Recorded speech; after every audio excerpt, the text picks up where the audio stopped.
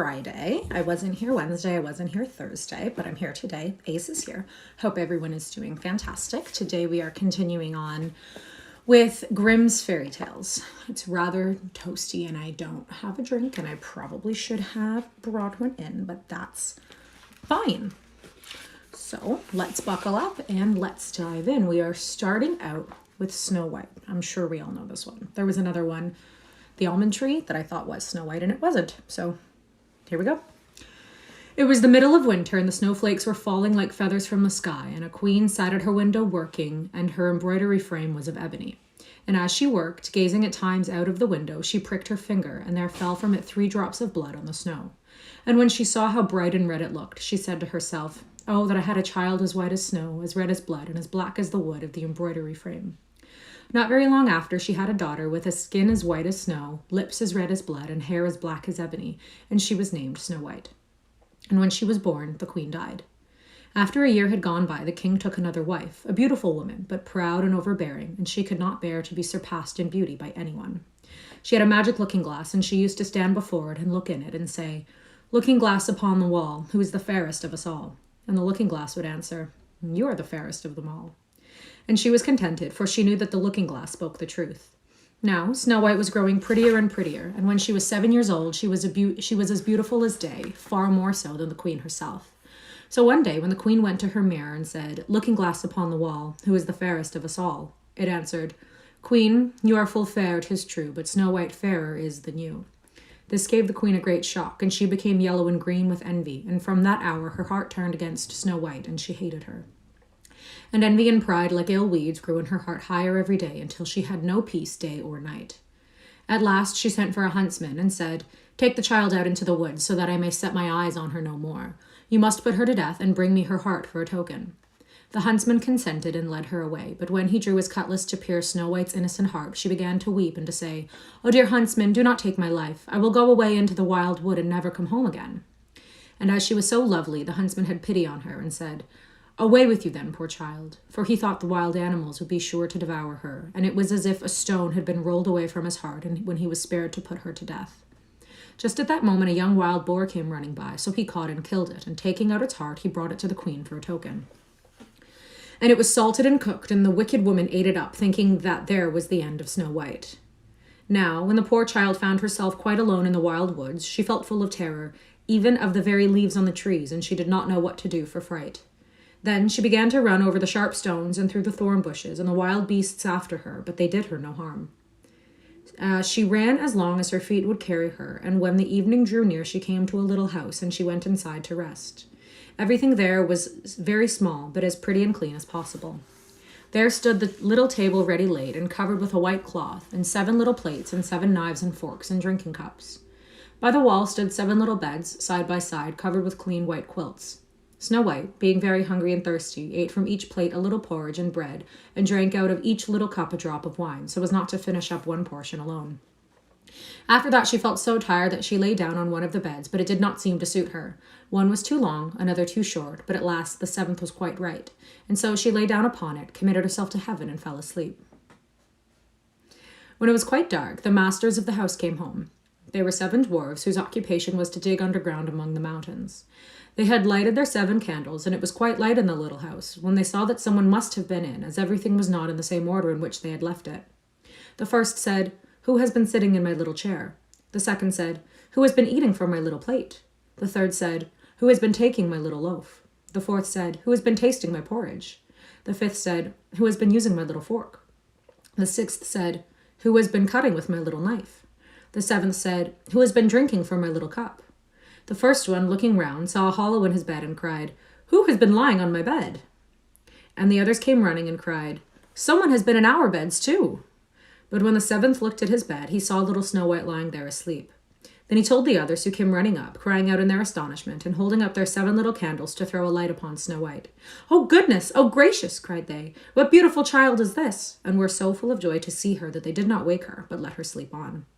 And the 7th dwarf slept with his comrades, an hour at a time with each, until the night had passed. When it was morning, and Snow White awoke and saw the 7 dwarfs, she was very frightened, but they seemed quite friendly, and asked her what her name was, and she told them. And then they asked her how she came to be in their house. And she related to them how her stepmother had wished her to be put to death, and how the huntsman had spared her life, and how she had run the whole day long until at last she found their little house. I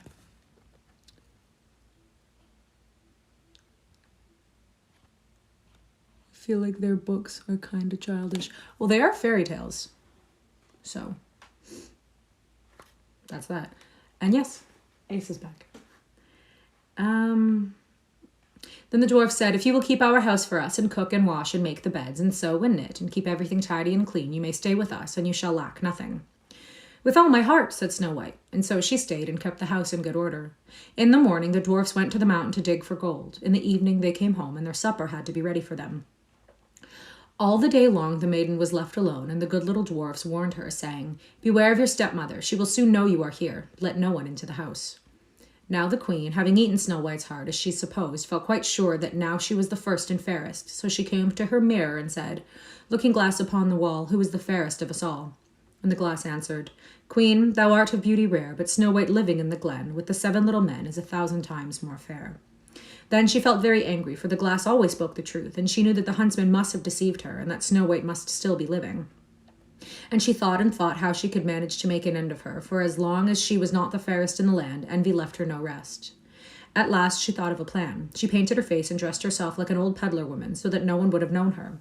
In this disguise she went across the 7 mountains, until she came to the house of the 7 little dwarfs, and she knocked at the door and cried, "Fine wares to sell, fine wares to sell." Snow White peeped out of the window and cried, "Good day, good woman, what have you to sell?" "Good wares, fine wares," answered she, "laces of all colors," and she held up a piece that was woven of variegated silk. "I need not be afraid of letting in this good woman," thought Snow White, as she unbarred the door and bought the pretty lace. "What a figure you are, child," said the old woman. "Come and let me lace you properly for once." Snow White, suspecting nothing, stood up before her and let her lace her with the new lace. But the old woman laced so quick and tight that it took Snow White's breath away, and she fell down as dead. "Now you have done with being the fairest," said the old woman as she hastened away. Not long after that, towards evening, the 7 dwarfs came home and were terrified to see their dear Snow White lying on the ground without life or motion. They raised her up, and when they saw how tightly she was laced, they cut the lace in 2. Then she began to draw breath, and little by little she returned to life. When the dwarfs heard what had happened, they said, "The old peddler woman was no other than the wicked queen. You must beware of letting anyone in when we are not here." And when the wicked woman got home, she went to the glass and said, "Looking glass against the wall, who is the fairest of us all?" And it answered as before, "Queen, thou art of beauty rare, but Snow White living in the glen with the 7 little men is 1,000 times more fair." When she heard that, she was so struck with surprise that all the blood left her heart, for she knew that Snow White must still be living. "But now," said she, "I will think of something that will be her ruin." And by witchcraft she made a poisoned comb. Then she dressed herself up to look like another different sort of old woman. So she went across the 7 mountains and came to the house of the 7 dwarfs and knocked at the door and cried, "Good wares to sell, good wares to sell." Snow White looked out and said, "Go away, I must not let anybody in." "But you are not forbidden to look," said the old woman, taking out the poisoned comb and holding it up. It pleased the poor child so much that she was tempted to open the door, and when the bargain was made, the old woman said, "Now, for once, your hair shall be properly combed." Hi Zola. They are PG-13, but I enjoyed fantasy. I liked the Narnia series. Yeah, Narnia's good. I'm also a fan of high fantasy as well. Poor Snow White, thinking no harm, let the old woman do as she would, but no sooner was the comb put in her hair than the poison began to work, and the poor girl fell down senseless. "Now, you paragon of beauty," said the wicked woman, "this is the end of you," and went off. By good luck, it was now near evening, and the 7 little dwarfs came home. When they saw Snow White lying on the ground as dead, they thought directly that it was the stepmother's doing, and looked about, found the poisoned comb, and no sooner had they drawn it out of her hair than Snow White came to herself and related all that had passed. Then they warned her once more to be on her guard and never again let anyone in at the door. And the queen went home and stood before the looking-glass and said, "Looking glass against the wall, who is the fairest of us all?" And the looking-glass answered as before, "Queen, thou art of beauty rare, but Snow White living in the glen with the 7 little men is 1,000 times more fair." Still the Brothers Grimm. Yes, it is. We are almost done. If I stream tomorrow, we will probably finish it then. And then we'll be on to a different book. I have a couple. I'm thinking either The Hunchback of Notre Dame or The Prince and the Pauper. Those are the next ones on my list. Maybe. I have another one too, but I can't think of it right now. Hello. When she heard the Looking-Glass speak thus, she trembled and shook with anger.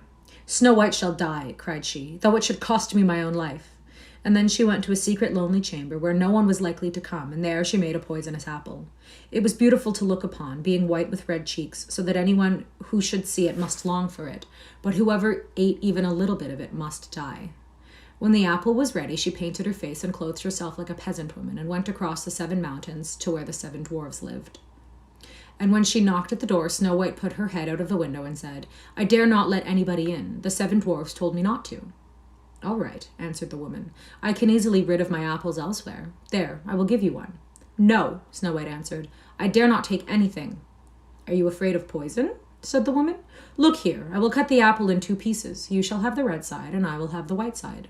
For the apple was so cunningly made that all the poison was in the rosy half of it. Snow White longed for the beautiful apple, and as she saw the peasant woman eating a piece of it, she could no longer refrain, but stretched out her hand and took the poisoned half. But no sooner had she taken a morsel of it into her mouth than she fell to the earth as dead. And the queen, casting on her a terrible glance, laughed aloud and cried, "As white as snow, as red as blood, as black as ebony. This time the dwarves will not be able to bring you back to life again." And when she went home and asked the Looking-Glass, "Looking-Glass against the wall, who is the fairest of us all?" at last it answered, "You are the fairest now of all." Have I read Charlie Bone? No. How about Shakespeare? I do like Shakespeare. I don't have any Shakespeare on me. I could get some. But I feel like that's hard to read aloud as just one person, because then you have to announce which character it is every single time. Shakespeare is better seen on stage. It's just the truth. The dwarves, when they came home in the evening, found Snow White lying on the ground, and there came no breath out of her mouth, and she was dead. They lifted her up, sought if anything poisonous was to be found, cut her laces, combed her hair, washed her with water and wine, but all was of no avail. The poor child was dead, and remained dead. Then they laid her on a briar, and sat all 7 of them round it, and wept and lamented 3 whole days. And then they would have buried her, but that she looked as if she were still living, with her beautiful blooming cheeks. So they said, "We cannot hide her away in the black ground." And they had made a coffin of clear glass, so as to be looked in from all sides, and they laid her in it, and wrote in golden letters upon it her name, and that she was a king's daughter. Then they set the coffin out upon the mountain, and one of them always remained by it to watch. And the birds came too, and mourned for Snow White, first an owl, then a raven, and lastly a dove.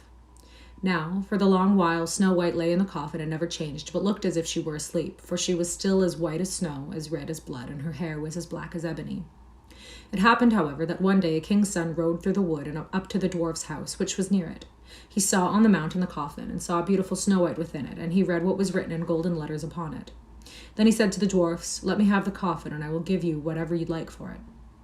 But the dwarfs told him that they could not part with it for all the gold in the world. And he said, "I beseech you, give it to me, for I cannot live without looking upon Snow White. If you consent, I will bring you great honor, and care for you as if you were my brethren."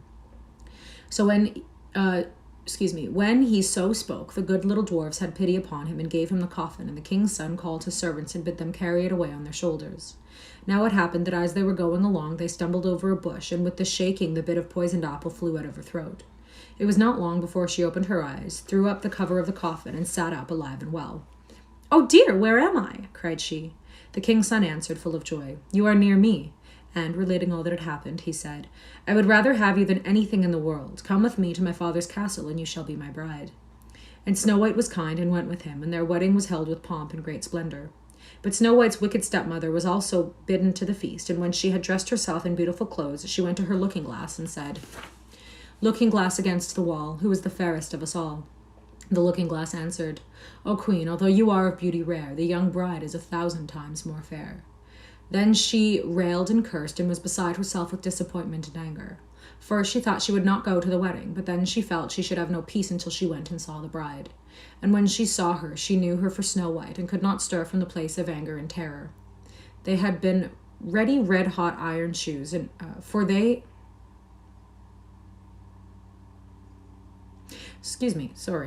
and when she saw her, she knew her for Snow White, and could not stir from the place for anger and terror. For they had ready red-hot iron shoes, in which she had to dance until she fell down dead. Yeah. Next is called The Knapsack, the Hat, and the Horn. Once there were 3 brothers, and they grew poorer and poorer, until at last their need was so great that they had nothing left to bite or to break. Then they said, "This will not do. We had better go out into the world and seek our fortune."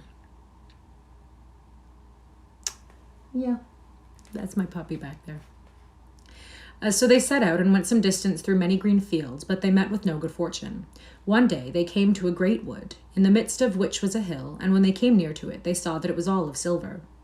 Then the eldest said, "Now here is good fortune enough for me, and I desire no better." And he took of the silver as much as he could carry, turned round, and went back home. But the other 2 said, "We must have something better than mere silver," and they would not touch it, but went on further. After they had gone a few days longer, they came to a hill that was of all gold. The second brother stood still and considered and was uncertain. "What shall I do?" said he. "Shall I take of the gold enough to last me my life, or shall I go further?" At last, coming to a conclusion, he filled his pockets as full as they would hold, bid good-bye to his brother, and went home. But the third brother said to himself, "Silver and gold do not tempt me. I will not gainsay fortune, who has better things in store for me."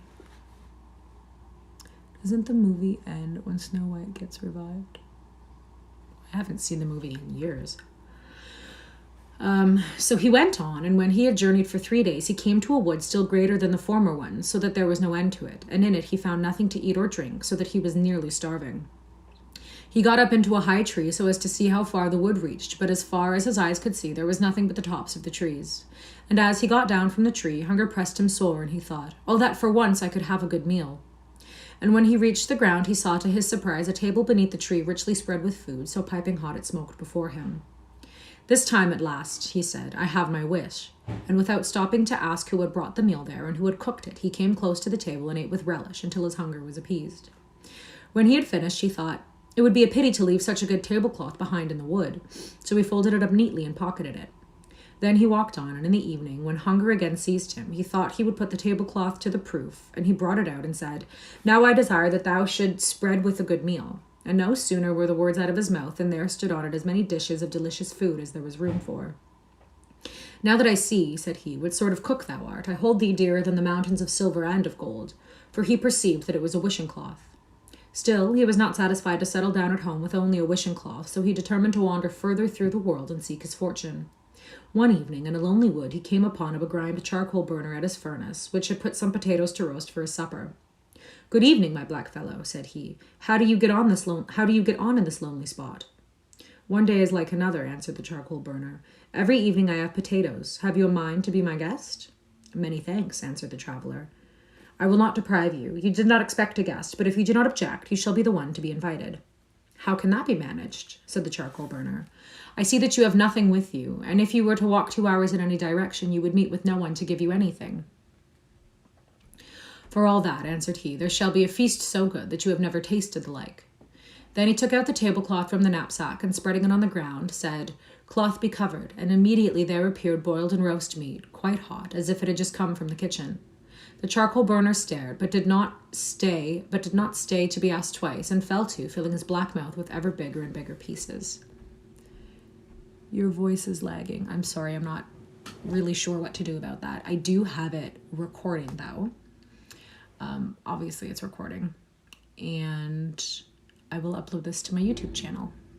So if you aren't enjoying it right now, if my voice is lagging because of Wi-Fi or anything like that, you can hop off and then you can watch it on YouTube after. I also have a lot of other books that I've done and the beginning of this book, so more fairy tales as well. I believe my YouTube channel is linked in my bio for my Twitch, but I'm not really sure how it works. Anyway, it's the same name as this channel. It's called K.A. Reads Classics. It's all one word, no space. And we continue. When they had finished eating, the charcoal burner smiled and said, "Look here, I approve of your tablecloth. It would not be a bad thing for me to have here in the wood, where the cooking is not first rate. I will strike a bargain with you. There hangs a soldier's knapsack in the corner, which looks old and unsightly, but it has wonderful qualities. As I have no further occasion for it, I will give it to you in exchange for the tablecloth." "Well, first I must know what these wonderful qualities are," returned the other. "I will tell you," answered the charcoal burner. "If you strike it with your hand, there will appear a corporal and 6 men with swords and muskets, and whatever you wish to have done, that they will do." "Well, for my part," said the other, "I am quite willing to make the exchange." And when he gave the tablecloth to the charcoal burner, took down the knapsack from its hook, slung it over his shoulder, and took his leave. Before he had gone far, he began to want to make a trial of his wonderful knapsack, so he struck it a blow. At once 7 soldiers appeared before him, and the corporal said, "What does my lord and master please to want?" "March in haste to the charcoal burner and demand my wishing cloth back," said the man. Do I do horror?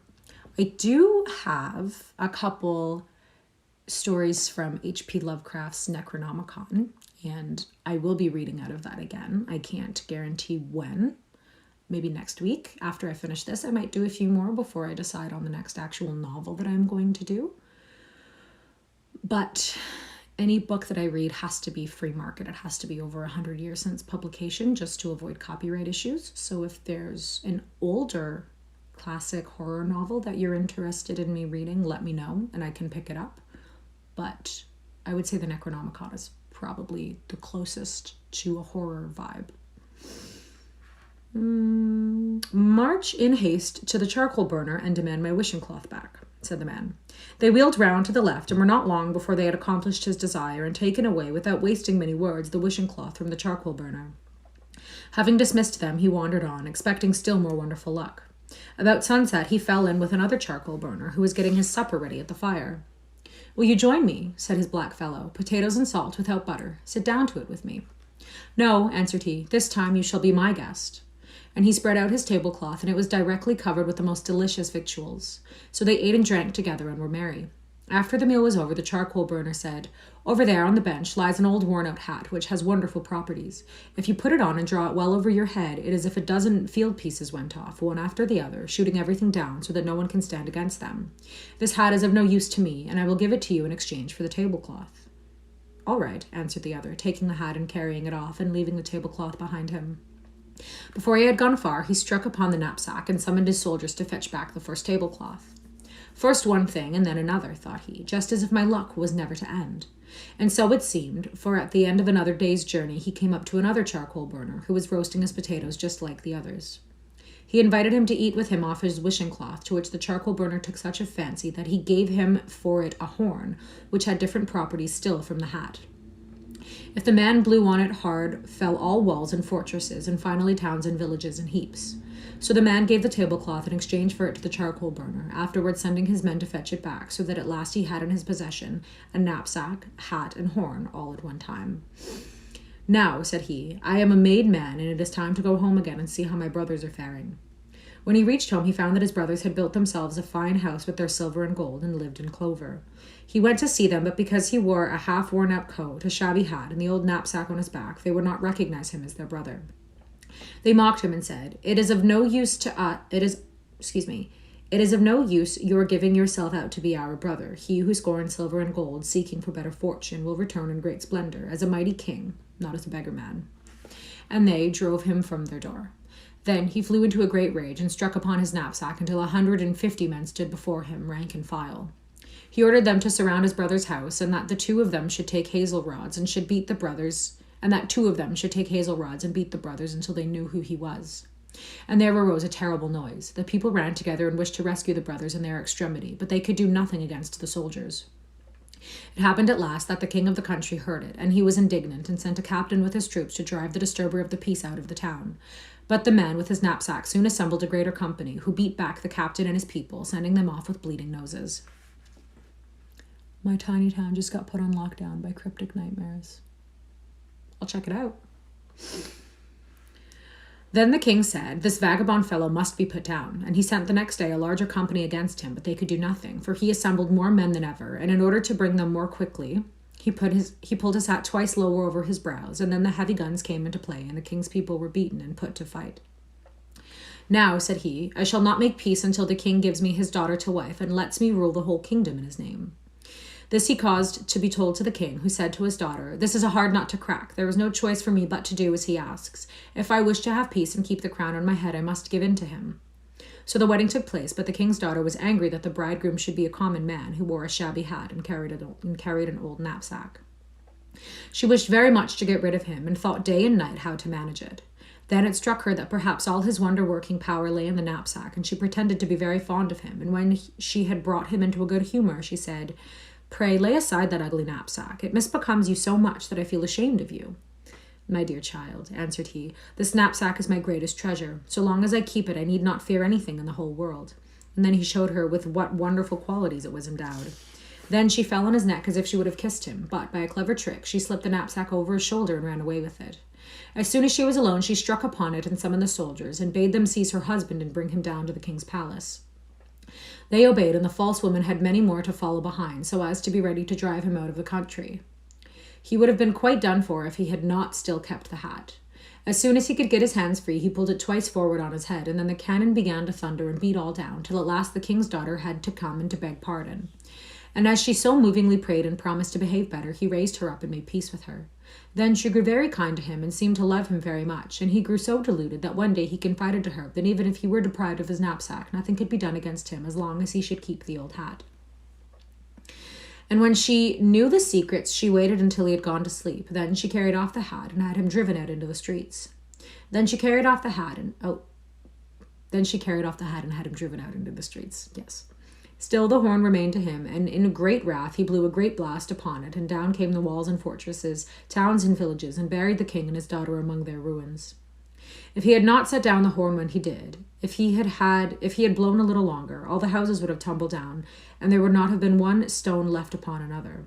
After this, no one dared to withstand him, and he made himself king over the whole country. Next is Rumpelstiltskin, another one that I'm sure we all know.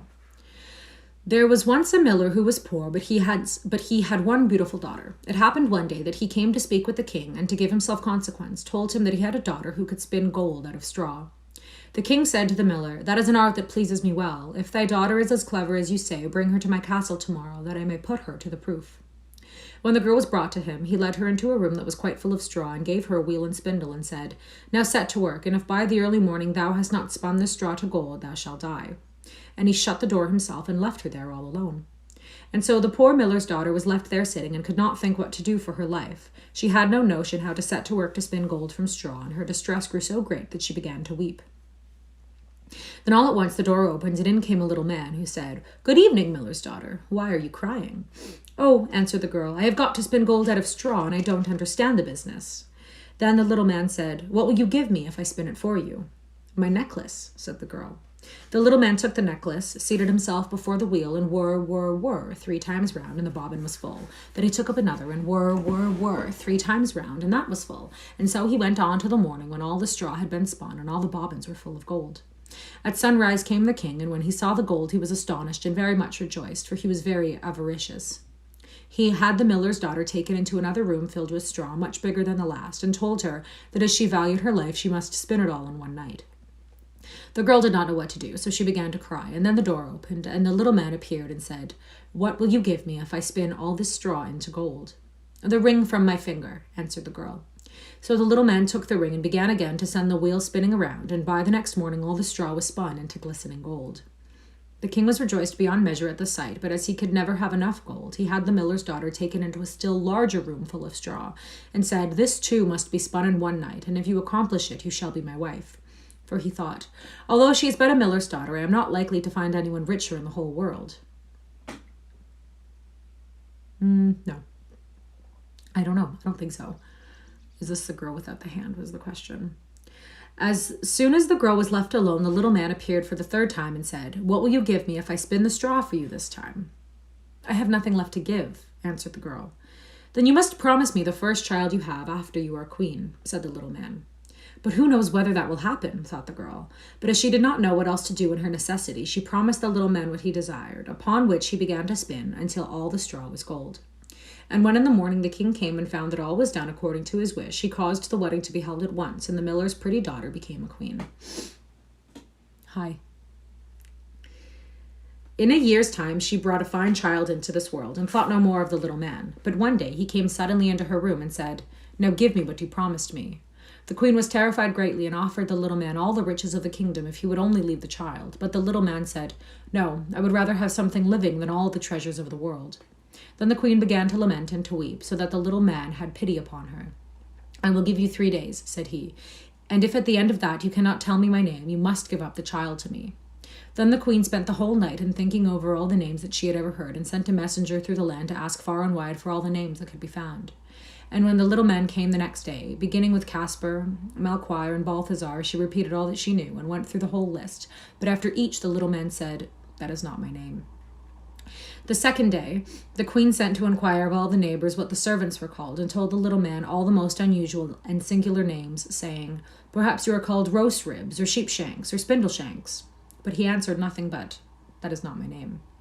The third day, the messenger came back again and said, "I have not been able to find one single new name, but as I passed through the wood, I came to a high hill, and near it was a little house, and before the house burned a fire, and round the fire danced a comical little man, and he hopped on one leg and cried, 'Today do I bake, tomorrow I brew.' The day after that, the queen's child comes in, and oh, I am glad that nobody knew that my name I am called is Rumpelstiltskin." You cannot think how pleased the queen was to hear that name, and soon afterwards, when the little man walked in and said, "Now, Mrs. Queen, what is my name?" She said at first, "Are you called Jack?"